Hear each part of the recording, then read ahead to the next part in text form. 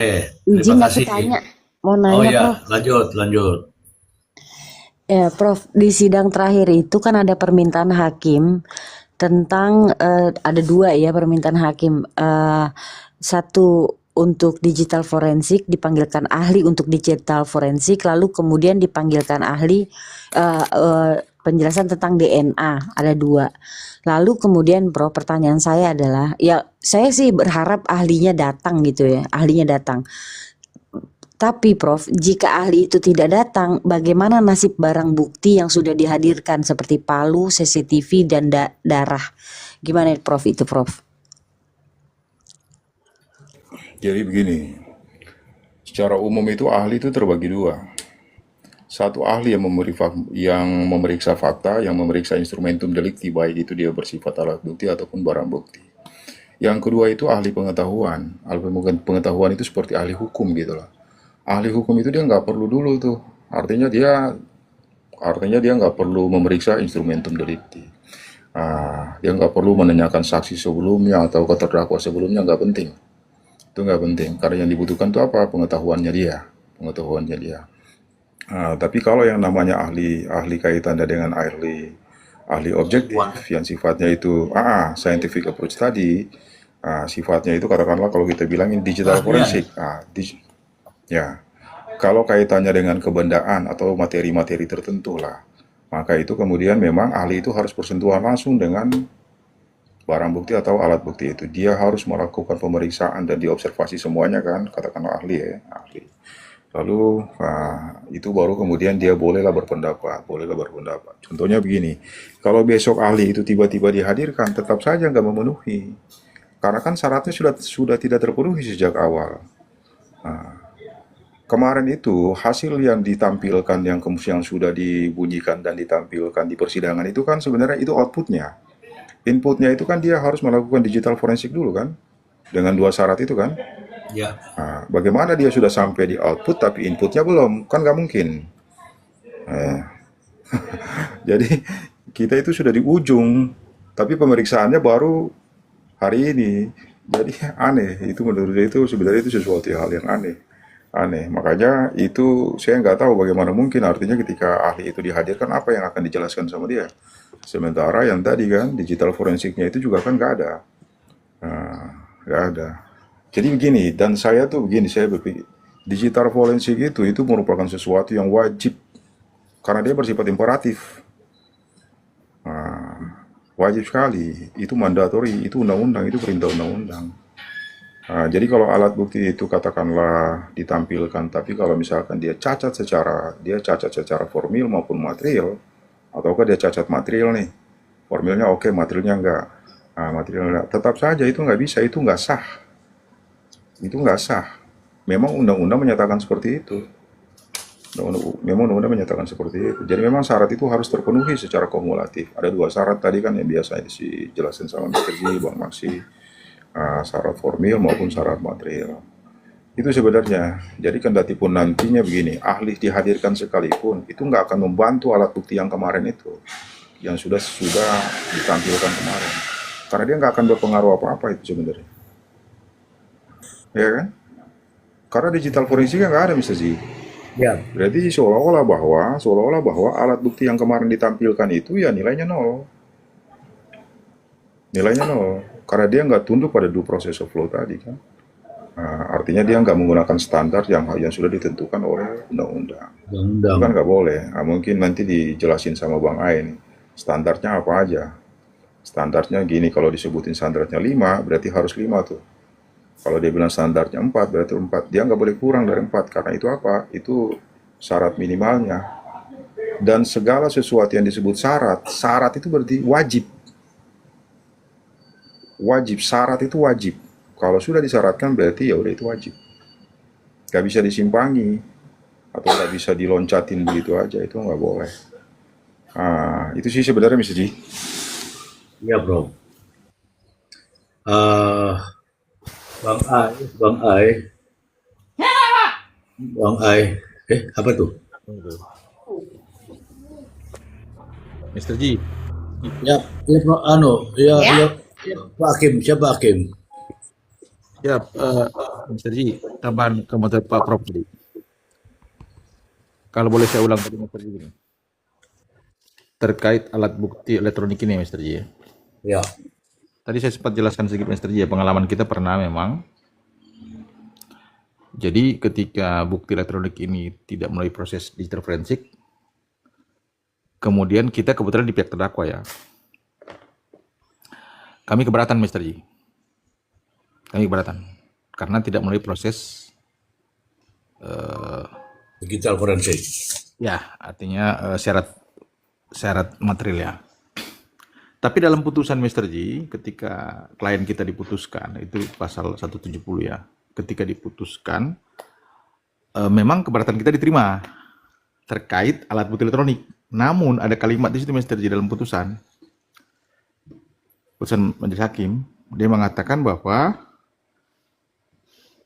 alat bukti elektronik itu memang dikabulkan keberatan kita, namun keterangan daripada saksi mata kemudian ketika diperlihatkan CCTV itu, rekaman itu, lalu terdakwa kita, klien kami mengatakan bahwa dia yang ada di lokasi itu dalam rekaman itu, Mr.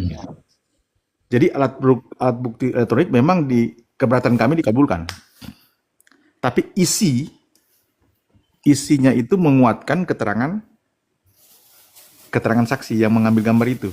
Waktu itu memang bukan CCTV tapi berupa handphone. Ketika kejadian dia ngambil, Mr. Ji. Nah, persis yang disampaikan Prof tadi. Jadi otomatis Bang Tony punya keberatan ini terkait alat bukti elektronik ini tidak sah. Itu kemungkinan besar bisa dikabulkan.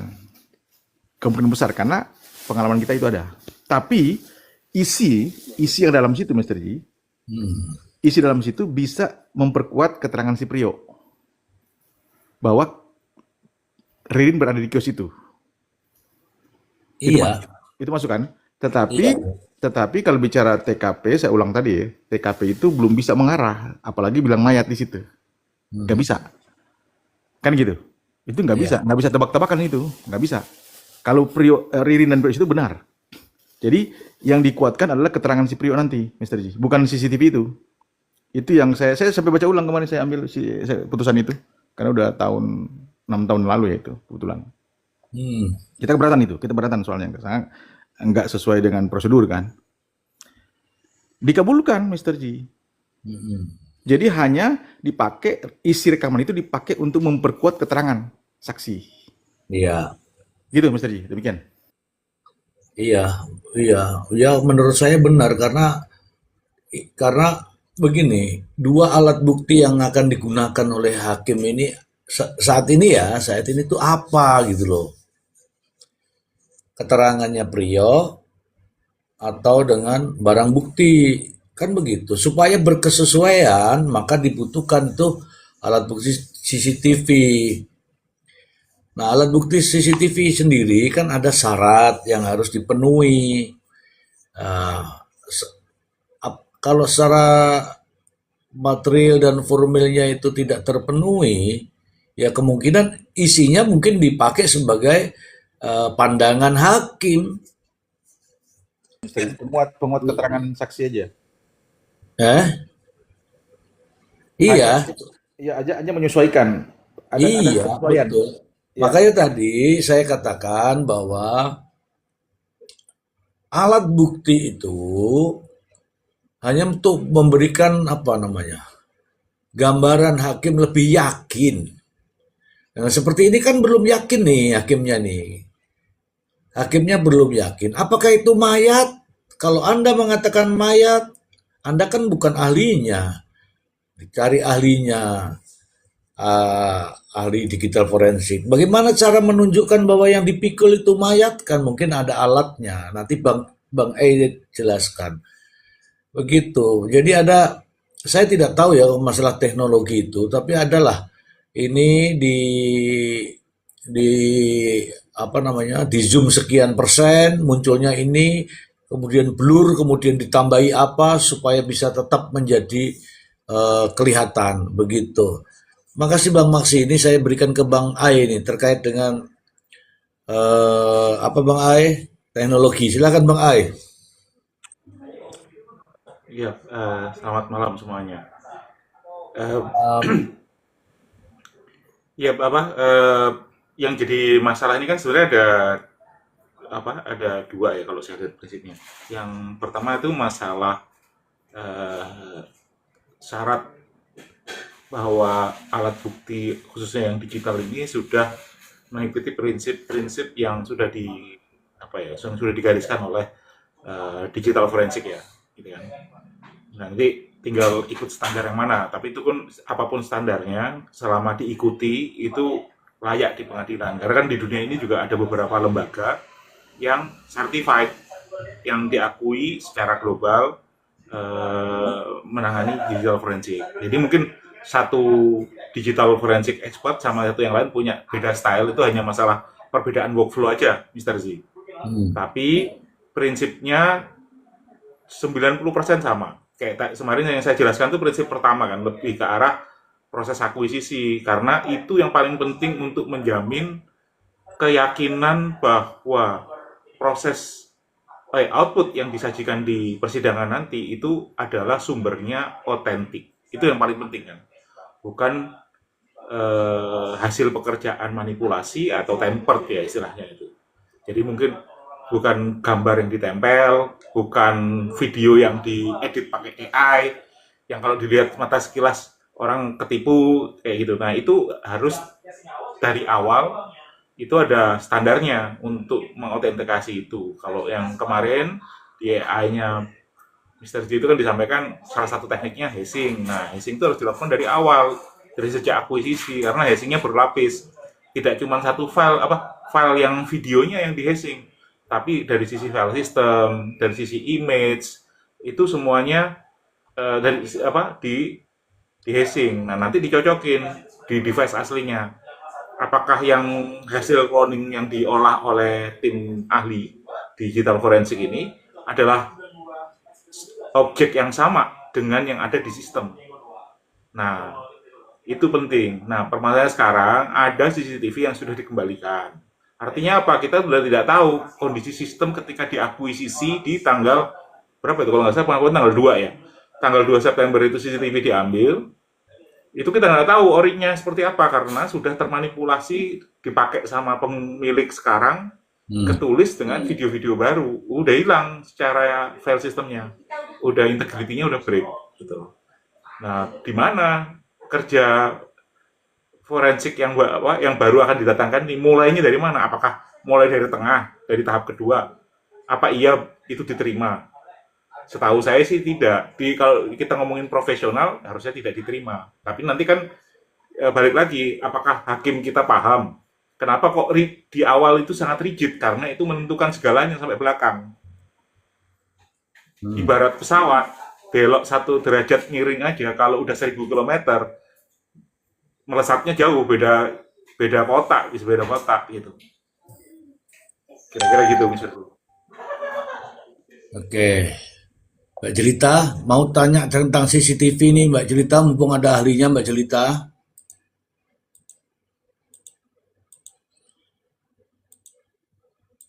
Itu kan ada CCTV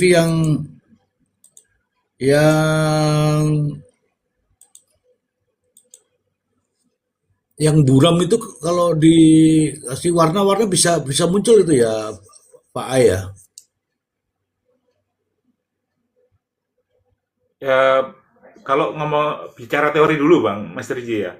Ya. Bahwa kalau ketika ada image atau video atau foto yang kurang jelas, itu banyak teknik yang bisa di-apply oleh ahli digital forensik yang kemarin saya sampaikan, pinjem ilmunya digital image processing atau digital video processing. Jadi kalau di persidangan kemarin atau tadi ada lawyer Hermanto atau advokat Hermanto itu bilang bahwa digital forensik itu melakukan enhancement, itu yang saya kemarin sebutkan sebagai makna reduksi dari digital forensik, bahwa digital forensik itu bisa pakai enhancement, bisa enggak, tergantung kondisi objek yang dia analisis. Kalau objeknya udah bagus, misalkan dapat video CCTV 4K, jelas, fokus, warnanya udah bagus, tingkat pencahayaannya bagus, pakai sensor yang 0,5 candlelight masih bisa ditangkap, misalnya gitu kan sensornya. Itu nggak perlu lagi dilakukan image processing, nggak perlu di enhance, udah jelas kelihatan mukanya jelas gitu kan. Iya, iya. Videonya jelas gitu kan, nggak perlu. Nah tapi ketika ada kondisi seperti ini, mereka pinjem orang, bahkan bisa jadi kalau mereka nggak punya expertise, mereka akan panggil orang digital proses image processing ini, tolong dong bantuin saya untuk mengenhance video atau image atau foto objek ini yang nanti diberikan. Nah nanti ada laporannya lagi, ada apa lembar kerjanya kan. Nah lembar kerja itu nanti dilaporkan dan harus bisa diulang.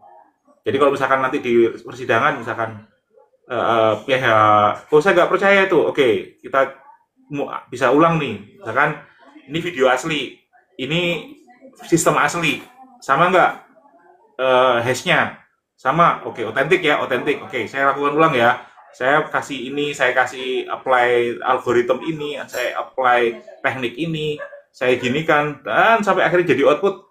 Ini outputnya tadi yang saya sudah lakukan di lab, ini saya lakukan di sini, sama nggak? Sama, oke. Masih tetap otentik nggak? Otentik. Nah, akhirnya yakin kan semua pihak kan, termasuk hakim. Oke. Gitu. Oke, terima kasih nih teman-teman. Ada kesempatan loh ini. Ini nambah-nambah ilmu loh. Ini ada pertanyaan di bawah nih, saya baca-baca dulu ya. Dari Otong Arifuddin. Katanya kalau mayat sudah lewat 1 kali 24 jam, mayat tidak kaku lagi, bisa jadi mayat budi. Ya kemarin kita sudah jelaskan ya, jadi ketika orang yang meninggal itu di tempat tertentu, misalnya di freezer-freezer itu yang di rumah sakit tuh, mungkin suhunya masih bagus. Kalau di tempat-tempat seperti yang biasa itu ada perubahan-perubahan karena ada bahasa kesehatan ya, saya tidak tahu apa metabolisme atau apa itu yang berhenti semuanya, ya berhenti semua dan bisa mengalami kekakuan gitu ya. Oke, jadi saya kasih informasi ini untuk Obi. Jadi kalau menurut fakta persidangan itu tanggal 28 malam. Kemudian masuklah ke tanggal 29 pagi. Kemudian malam dini hari masuk ke tanggal 30. Nah, tanggal 30 itulah yang sekarang tersorot di CCTV. Nah, pertanyaannya, mana yang tanggal 29 dan 28 kita tidak tahu ya, tidak ada di situ. Oke, dari Awing menjawab, ya, oke. Tanggal 30 udah ya, bener ya. ID Kado. Di warung Madura, toko rokok biasanya ada CCTV. Katanya kan jam 4, jam 5 keluar beli rokok. Kalau hari itu diakui atau setelah ditangkap itu diakui mungkin masih nyimpan. Tapi kalau sekarang baru mau ditanyakan mungkin sudah ketumbuk-tumbuk yang lain. Begitu Kado. Oke. Dah itu aja pertanyaan. Silakan. Ini ada Bang Mile. Ini Mbak-mbak ini. Ada Lina Dewi, ada Gunawati. Ini gimana Mbak-mbak? Silakan diberikan ruang. Atau Pak Rakyat silakan. Ya, terima kasih Mas Yati. Berkenaan tentang CCTV di toko, kita paham bahwa secara material ataupun formil itu belum bisa diterima kan begitu ya. Tetapi kalau sebagai pembantu ya, membantu keterangan lah kira-kira begitu ya. Berkenan saya mengungkapkan pandangan saya ya Mas Aziz ya. Pertama, begitu cepatnya begitu ya, Ririn dan Priyo mengangkat itu dari toko ke dalam begitu ya. Saya nggak tahu pasti apakah CCTV ini dipercepat atau tidak. Tapi terlalu cepat rasanya untuk kalau seandainya mengangkat mayat yang 80, 70 atau 80 kg dengan panjang 180 cm. Itu nggak tanggung-tanggung apa, nggak secepat itu gitu ya, nggak secepat itu apa ya prosesnya. dan perlu apa ya, perlu diangkat bersama-sama serentak, terus perlu ya kesinambungan begitu mengangkatnya. Terlalu cepat ya. Yang kedua, di pagi hari itu kalau itu yang diangkatnya adalah karung ya, karung beras, itu berarti kan bisa saja dia ngantar ke distributor sebab itu kalau orang membeli per karung itu biasanya kuliner gitu ya. Memang permainannya maksudnya skalanya distributor. Fungsi Dan ini. itu bisa memang jam 2 pagi itu memang wajar begitu ya kalau transaksi untuk ke kuliner, transaksi distributor. Terus sekilas saya melihat itu yang dibawanya itu tidak panjang kok gitu ya, nggak panjang. Paling ya kalau 180 meter itu 180 cm itu berat dan panjang dan itu menekan ke bawah itu badan kita dan cara menurunkannya, cara mengangkatnya, saya pikir nggak menunjukkan itu adalah mayat, itu pandangan saya. Begitu Mas Aziz. Ya, kalau itu karena saya bukan ahlinya, jadi saya nanti biarlah yang ahlinya ya Pak ya terkait dengan mayat. Tapi benar semua analisanya dari Pak Rakyat itu. Kenapa? Karena adalah kalau orang mikul tuh ada caranya. Ya, mikul mikul kalau tinggi sama pendek itu gimana itu ya? Ya udahlah, nanti biarlah yang menjelaskan ahlinya. Saya yang lihat CCTV-nya aja buram, bagaimana saya mau berpendapat tentang itu? Saya hanya mau serahkan kepada ahlinya saja, ahli digital forensik, ya kan? Eh, Sulit saya mau mengatakan karena sebenarnya saya nggak tertarik dengan itu. Karena di titik manapun saya tidak tahu bagaimana olah TKP-nya, bagaimana ditemukan titik di mana dipukul, saya tidak tahu itu. Karena nggak ada pemberitaan, nggak ada juga fakta persidangan seperti itu, nggak. Cuman habis toko habis Palu, CCTV muncul. Jadi olah TKP-nya nggak begitu ini. Kemudian ditemukan bercak darah di 7 titik. Nah, 7 titik itu kalau satu sana, satu di sana, satu di sana, satu di sana, satu di sana. Kita juga jadi tidak tahu ya, teman-teman ya. Oke, saya bacakan dulu ini dari ide kado. Ide kado harus punya ide untuk memberikan kado. Pertanyaannya ini mungkin tertuju sama Bang A ini. Berapa lama kira-kira memori hadis CCTV bisa hilang? Apa tidak bisa di-download ulang, Mr. Z izin? Maaf ya Pak Ide Kado, bukan aku nggak ini ya.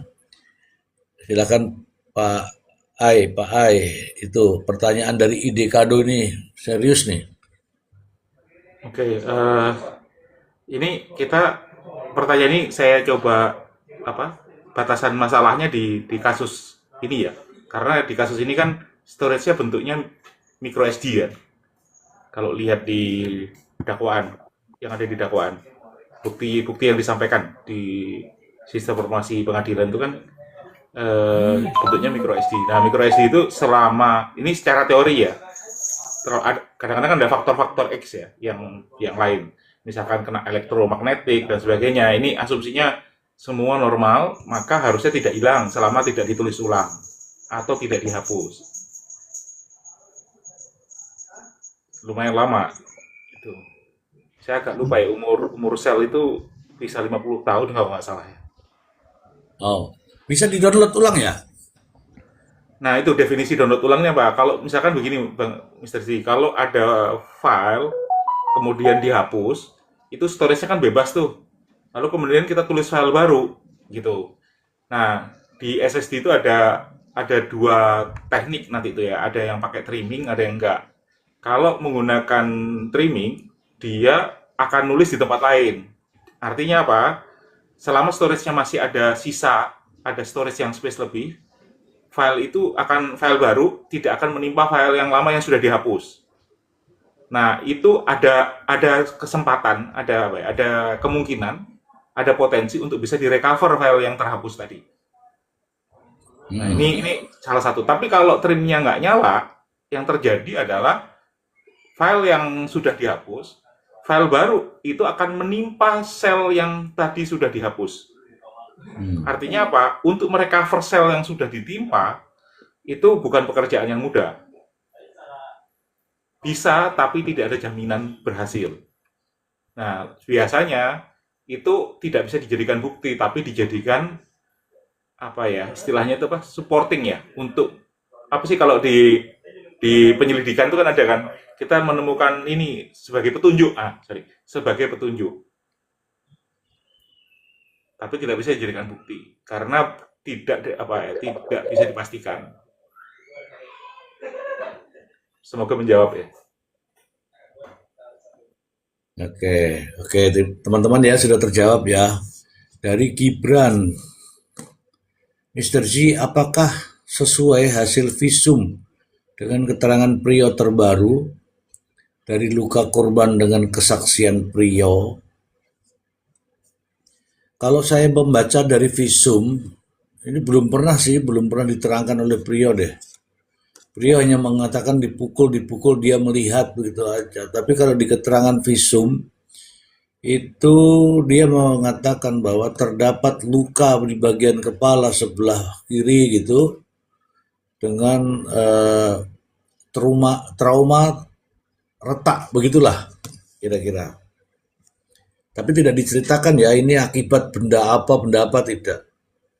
Karena itu mungkin kalau hasil autopsi ya, tapi yang ditayangkan di apa namanya itu, di dakwaan ada, saya baca itu ya itulah terkait dengan luka pada kepala gitu.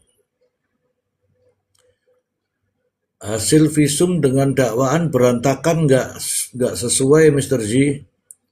Ya itu kan dakwaan bukan sepenuhnya dakwaan yang dibuat jaksa, itu sudah disadur, kemudian dimasukkan kepada SIPP-nya PN Indramayu. Tapi yang sebagian besar ada di situ, saya sudah begitu baca. Ya kalau dari dakwaan itu, saya ulangi lagi nih, dakwaan itu mengatakan bahwa mereka berdua berganti-gantian dan rata-rata semuanya dipukul dari belakang. Kalau semuanya dari belakang pasti kena pukul, yang kena pukulan adalah kepala bagian belakang. Dan itu kan sudah dipraktekkan sama Priyo itu.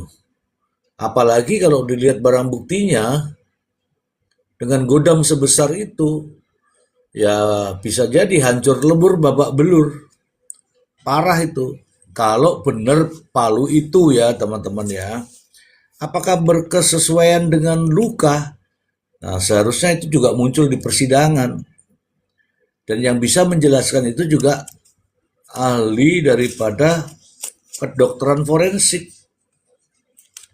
Tapi kan kita nggak tahu ya teman-teman ya, mungkin ada ahlinya kemarin. Terus Prof, mohon izin Prof, saya ingin bertanya ini Prof. Dengan dakwaan yang begitu, dengan pembunuhan 5 orang ini yang sadis ini Prof. Seharusnya ini kalau diduga pelakunya ini 2 orang ini, harusnya dilakukan apa namanya? Tes psikologi klinis atau gimana itu Prof? Tes psikologi klinis ya Prof ya. Karena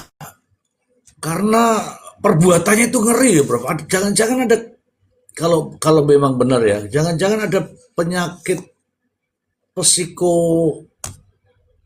psikopat gitu Prof. Iya kan? Iya nggak?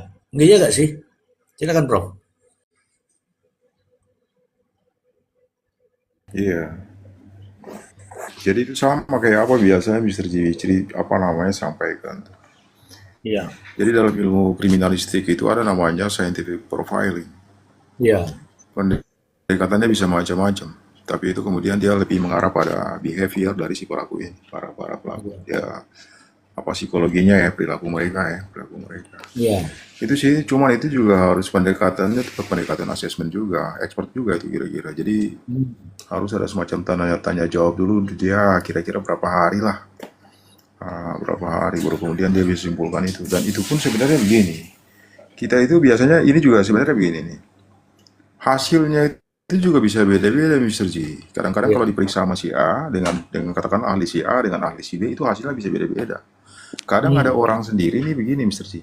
Ada orang kan jadi dibikin semacam perbandingan gitu ya. Dia bikin semacam apa namanya perbandingan antara perilaku individu tertentu dengan perilaku umum.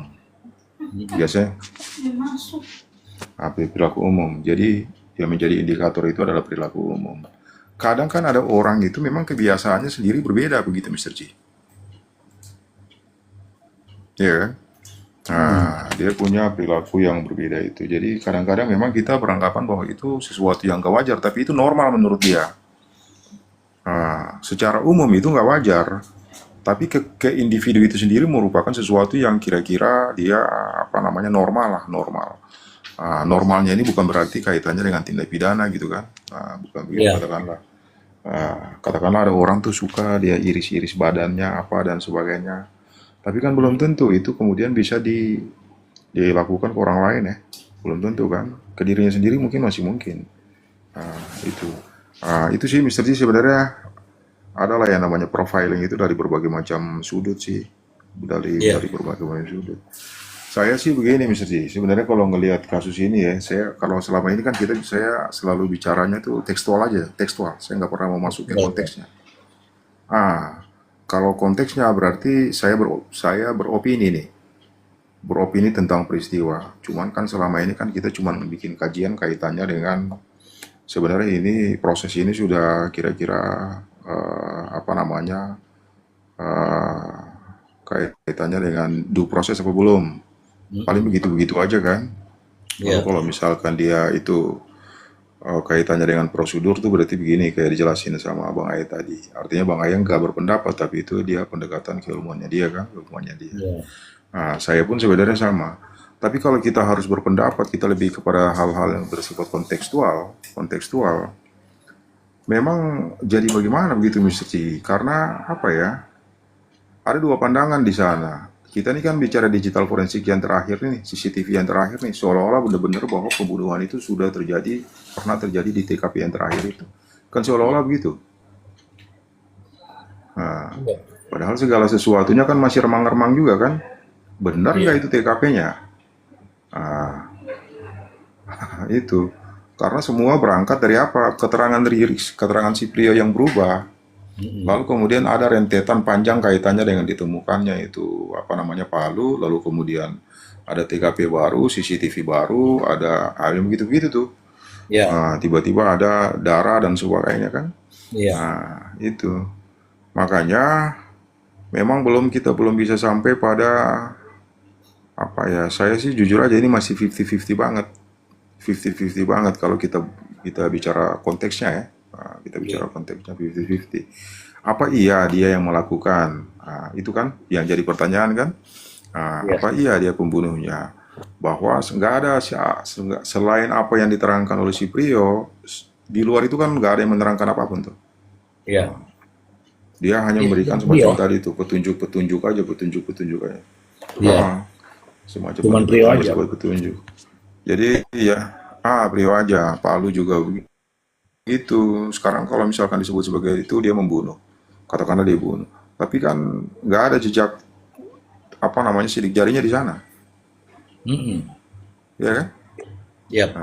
Nggak ada jejak itu hal-hal gitu sebenarnya hal-hal gitu yang membuat ini menjadi semakin sumir. Seolah-olah kita ini hanya tersandra pada apa digital forensik tadi. Artinya kalau misalkan digital forensik itu sudah memenuhi standar yang ditentukan oleh undang-undang, berarti Ririn lah pelakunya. Seolah-olah kan begitu. Itu mondar-mandir aja sih. Padahal ya begitu. Itu. Apalagi dengan pengakuan Prio yang kemudian dia hanya melihat dan sebagainya itu dilakukan oleh pelaku tunggal. Ya. Pelaku tunggalnya ini siapa namanya? Ririn. Si Ririn. Ini kan menjadi kejanggalan sebenarnya sih. Ya. Dia bisa mengeksekusi 4 orang loh, 4 orang. Artinya kalau anak kecil nih ya sudah lah. Tapi 4 orang dewasa nih. Nah, 4 orang dewasa. Ini kan hal-hal yang kalau kita pakai pendekatan logika agak aneh gitu loh. Agak Ya. aneh. Nah, sama kayak tadi dijelaskan sama Pak Rakyat itu. Apa iya orang dengan bobot badan segitu, ditambah lagi kalau dia udah meninggal kan mungkin ada angin dan sebagainya kan bebannya bertambah tuh, atau Iya. semakin gemuk dan sebagainya ya. Dengan panjang kira-kira 180, itu kan memang butuh usaha ekstra. Itu butuh usaha ekstra, ya kan? Butuh usaha ekstra. Jadi sekarang sih alibinya si Ririn itu nggak menjadi penting. Yang menjadi penting adalah pembuktian dari JPU. JPU harus mampu membuktikan dakwaannya. Karena apa? Ya karena itu beban pembuktiannya itu ada pada JPU. Saya kemarin atau mungkin tadi dengar juga ada lewat lah. Ada yang bilang gini, itu kan masing-masing kan punya bukti. Silakan aja. Nanti si A membuktikan, si B membuktikan, kira-kira bukti yang mana yang sah. Orang hukum lo ngomong begitu. Hmm. Oleh hakim. Bayangkan. Tuh. Saya jadi terkaget-kaget juga dengerin itu. Kalau ada orang yang apa namanya, bukan hukum ya, bolehlah kita terima ya. Bolehlah kita terima. Tapi kalau orang hukum ngomong begitu, apalagi konteksnya pidana. Pidana. Itu nggak bisa karena burden of proof-nya itu ada pada JPU. Beban pembuktiannya itu ada pada JPU. Dan hakim di pidana ini hakimnya aktif. Ada satu pertanyaan yang begini. Kemarin itu siapa namanya? Tony ketika ditanyakan kaitannya dengan CCTV itu Tony itu nggak banyak untuk kemudian memberikan mengobservasi kaitannya dengan CCTV itu. Seolah-olah dia menerima aja gitu lah. Seolah-olah menerima aja. Jadi hakim berpandangan kalau misalkan memang dari pihaknya Tony ini diam, berarti ya sudah. Diam itu dianggap sah. Itu pernyataan orang hukum. Tuh bayangkan. Ini kan yang konyol. Ini kan yang konyol.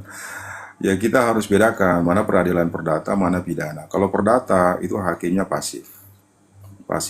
Apa yang ditunjukkan itulah yang kemudian diperiksa.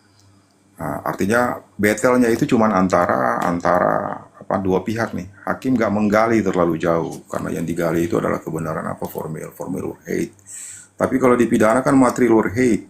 Hakim yang paling berkepentingan untuk mencapai kebenaran materialnya, bukan para pihak ini.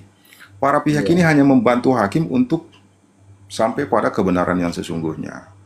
Karena apa? Di persidangan ini seutuhnya tanggung jawab hakim. Karena dia harus sampai pada amar putusan. Makanya apa? Dia yang akan menggali, artinya yang paling berkepentingan adalah hakim. Makanya hakim itu menggali lebih jauh. Itu. Jadi kadang-kadang ya begitu-begitulah, ada semacam distorsi begitu yang saya sih setuju aja nggak setuju. Itu sih Mr. G. Oh, siap. Izin malam Mr. J. Ya, dilanjut. Malam Prof, malam Mbak Jelita, Bang Maksi, selamat malam. Malam, Mbak Gunawati, Bang Don, Bang Rakyat. Saya mau bertanya sama Bang Aing. Ya.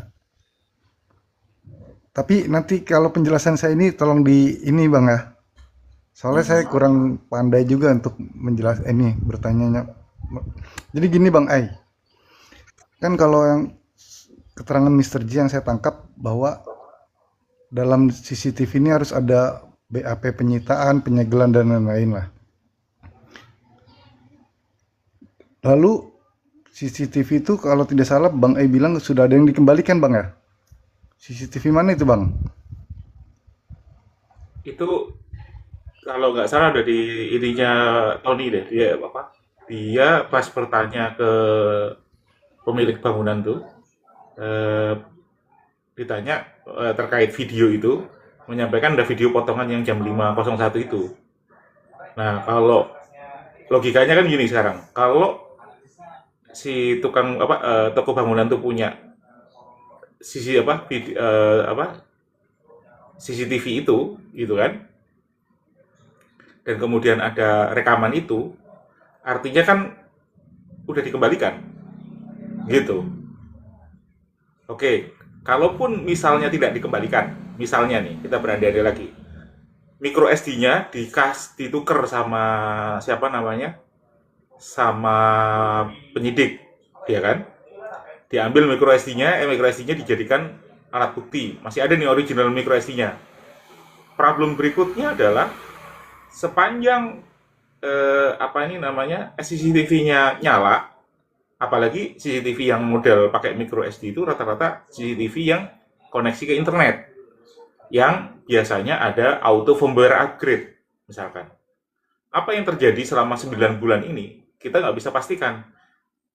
Apakah firmware dan konfigurasi CCTV, walaupun SD card-nya baru ya, itu sama persis dengan yang 9 bulan lalu.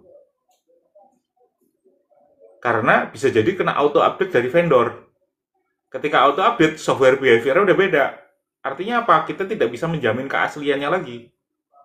Integrity break di level sistem.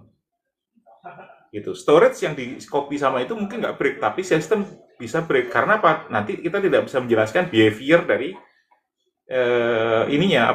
kelakuan dari sistemnya, dari firmware-nya. Gitu kan. Nah, itu yang jadi problem. Makanya kenapa harus di-seal dari awal the whole-nya.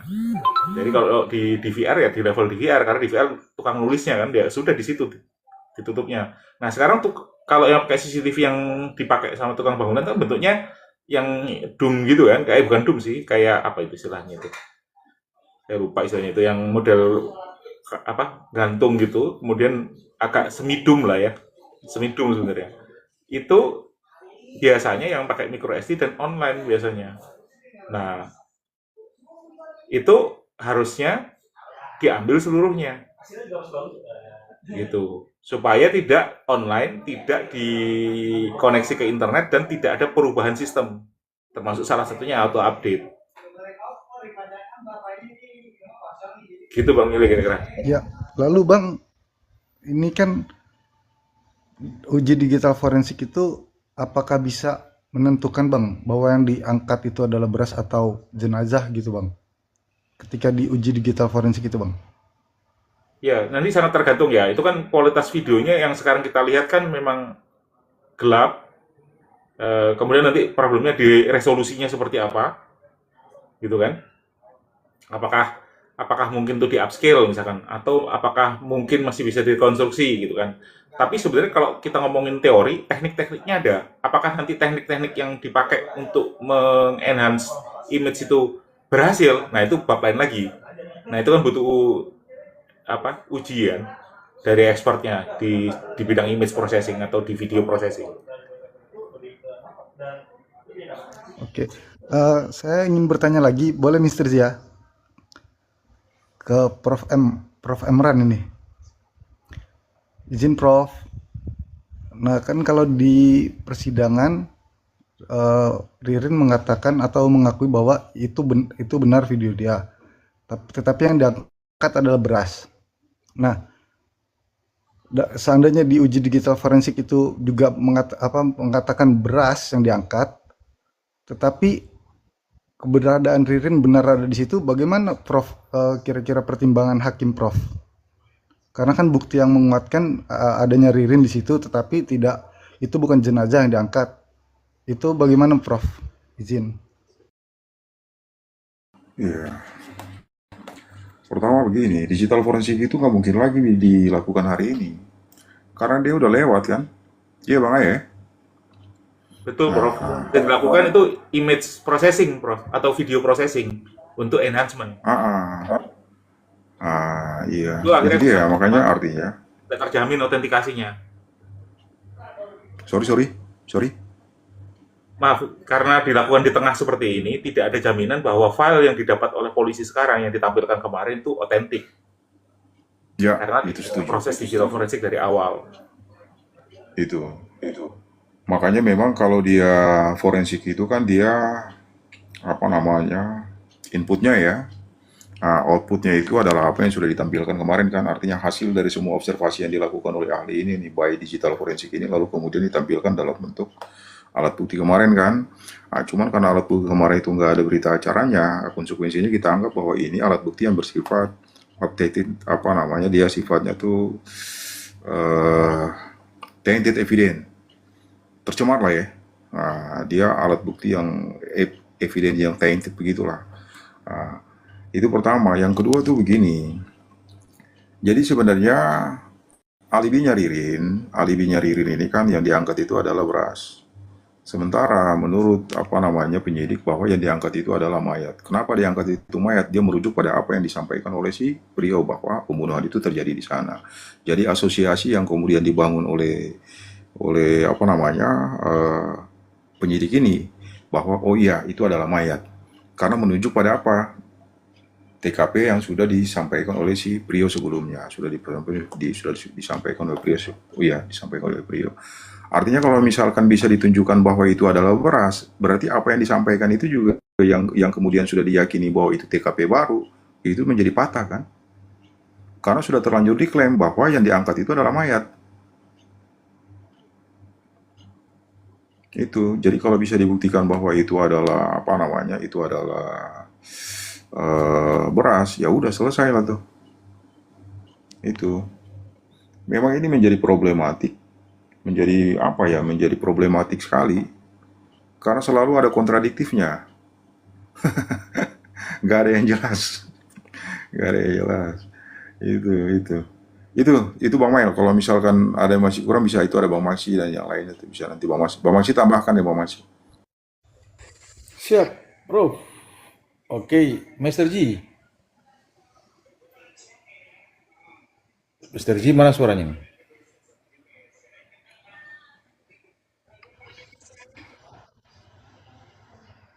Itu nanti Mr. Z, itu ada pertanyaan di bawah tuh. Itu kaitannya dengan 235 ayat 4 tuh. Wah, nanti biar sekalian sama Bang Maksi nanti baru ini juga.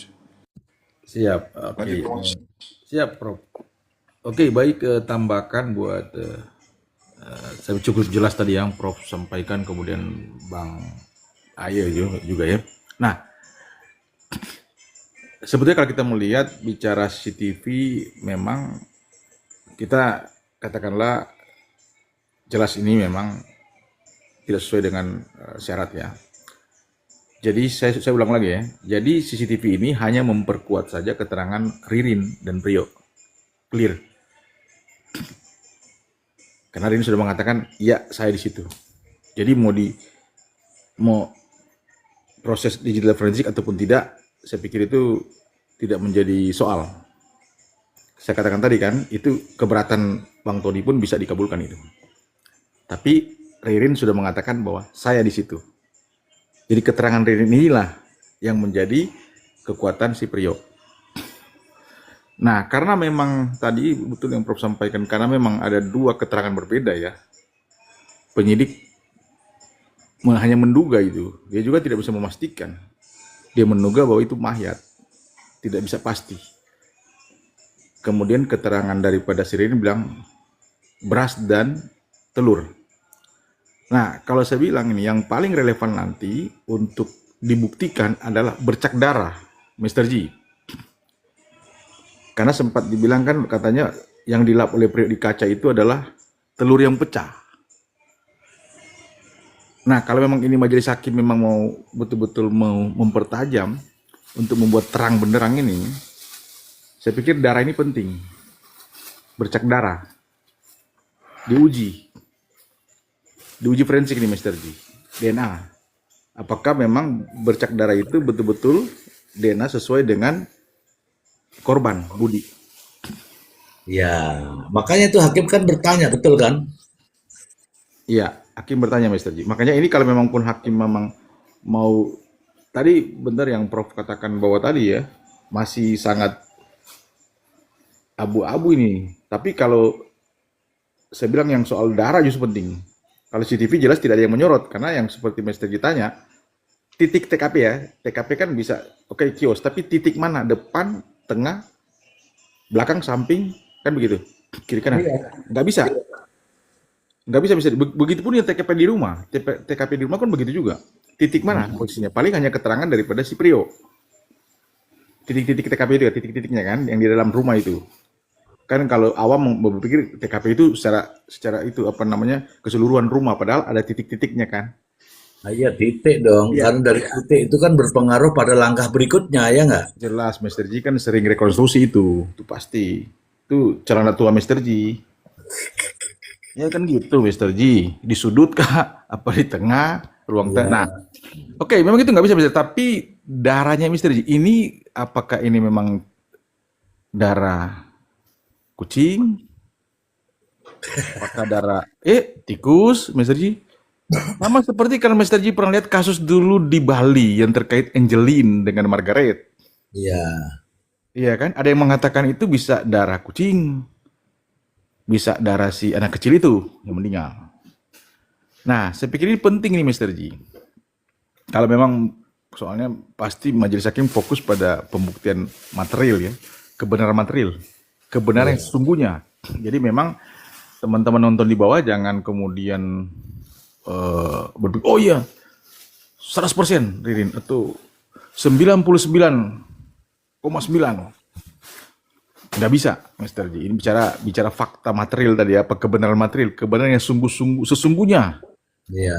Jadi betul-betul terang benderang, makanya suka dibilang kan Mr. G, bukti-bukti harus lebih terang dari cahaya. Makanya bukti mana yang akan membuat terang ini? Saya pikir darah itu Mr. G, bercak darah itu penting. Keren Gitu. sekali, Maksi. Tapi cuma begini Mr. G, jangan sampai kebetulan di situ ada ayam, darah ayam misalkan. Misalkan nih. Demikian Mr. G, atau darah kucing Mr. G. Iya, teman-teman, kalau teman-teman boleh lah, teman-teman netizen boleh. Ada mayat. Kata siapa? Kata Pak Polisi. Itu benar, boleh, yang begitu tuh boleh. Tapi di dalam dunia persidangan, ya kan, di pengadilan tuh nggak gitu. Siapa yang ngomong? Polisi. Apa kapasitasnya? Nah, kan gitu. Ada di CCTV, misalnya gitu, ya kan? Itu teman-teman. Jadi kita harus, kalau siapa yang ngomong, punya kapasitas nggak dia bicara, begitu caranya. Oke, ini ada Bang Don. Ini aku belum pernah dengar nih Bang Don nih. Selamat malam, Suzy. Assalamualaikum. Selamat pagi, Bang Don. Kak Fia, rakyat. Coba Mr. Aisimi, Gunawan, Bang Mile. Jujur, Suzy, saya suruh narasikan ya bingung juga saya. Karena apa ya itu tadi Prof bilang terlalu banyak dan kental, kontradiktif.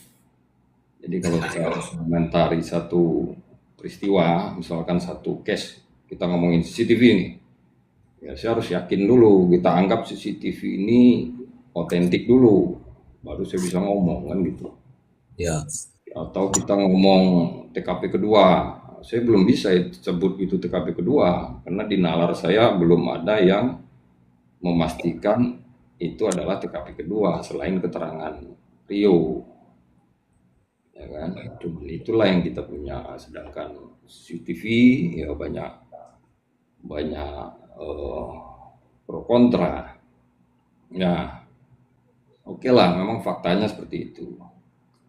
Nah, tapi yang saya amati ya dari proses persidangan, Suzy, itu kan kemarin itu yang menurut saya hakim sih sudah sangat kompeten ya menggunakan kewenangannya sebagai hakim gitu ya, dimana dimintakan syarat formilnya walaupun di belakang ya Prof sering ulang-ulang itu material. ya digital ahli forensik Mr. Z itu kan tetap Ya, harus diminta hadirkan ya. Ya. Nah, walaupun secara akademis ya saya sih nggak terlalu paham ya udah telat atau memang nggak bisa diajukan lagi. Nah, hanya saja syarat formil dan material. Nah, materialnya ini kan sudah duluan dibahas di persidangan. Kalau material yang kalau nggak salah saya pahami itu kan terkait relevansinya terhadap case ini. Nah, kalau kita anggap CCTV-nya benar, itu memang relevansinya masuk. Karena di visual itu yang dibahas terkait kegiatan kedua orang ini, gitu ya. Jadi Iya, material betul. masuk, tinggal formilnya nih ya, autentifikasinya, kemudian ya syarat-syarat lain yang kan hakim juga sempat tanya itu, kalau memang CCTV ini sebagai alat bukti utama, ada nggak digital forensiknya? Nah, dijawab belum ada. Nah, hanya saja ketika penggalian syarat materialnya itu yang saya simak di persidangan, itu hakim, terutama hakim anggota yang di sebelah kirinya hakim ketua itu intens dan mau apa ya, membedah dengan rasa penasaran saya lihat. Jadi itu tetap digali dari saksi ya, penyidik gitu. Ini tanggal segini menurut saudara, kan sempat ditanyakan tuh, kalau memang yang dari CCTV yang counter kalau nggak salah. Nah, di situ terlihat visual. Jadi kalau yang tanggal itu saya sih sudah terpecahkan. Kemarin kita bahas tanggal 30 CCTV yang di kios yang diduga ngangkat jenazah atau beras versi Ririn gitu ya. Iya. Nah, kalau berdasarkan keterangan Prio, balik lagi nih sama keterangan gitu ya. Nah, Prio itu mulai sampai di rumah Budi itu bukan tanggal 28 ya, tahu sih. Jadi kalau menurut CCTV kios itu jam 00.08. Jadi udah tanggal 29 dini hari 8 menit. Itu dia baru sampai di rumah Budi. Berdua naik motor sama Ririn. Prio itu baru datang itu tanggal 29 dini hari pukul 08. Nah, jadi 28 kita abaikan. Nah, kalau kita hitung durasi dari 08 sampai besoknya dini hari tanggal 30 sudah masuk tuh, masuk akal sih. Jadi itu hari Jumat kejadiannya. Walaupun hari Jumat awal-awal sekali jam 08. Kalau di CCTV ya, saya sampai zoom itu. Saya cek betul, iya berarti kita abaikan tanggal 28. 28 itu masih proses akan menuju ke rumah Budi, perencanaan dan seterusnya lah. Ya sebelum itu hari Sabtunya ada, ya kalau keterangan lagi balik ke Prio, dia Ririn minta pinjam palu, kemudian untuk ya renov rumah lah istilahnya begitu, kemudian panjangan minta dipotong hari Sabtu, minggunya dipotong sama dia. Nah, sinkron dengan keterangan Anton, hari Minggu itu dipotong, Anton sebagai tukang las itu. Nah, kita nggak bahas nih kontradiktif terkait palu, pipa, panjang lagi urusannya Susi. Nah, balik lagi kalau yang tadi tanggal 30 itu udah masuk nih, sekarang udah masuk akal. Jadi 29 eksekusinya, semuanya, ya kalau menurut pernyataan Prio itu tanggal 29.08 itu dia baru sampai. Nah, itu sampai subuh. Ya, kurang lebih kegiatan itu eksekusinya.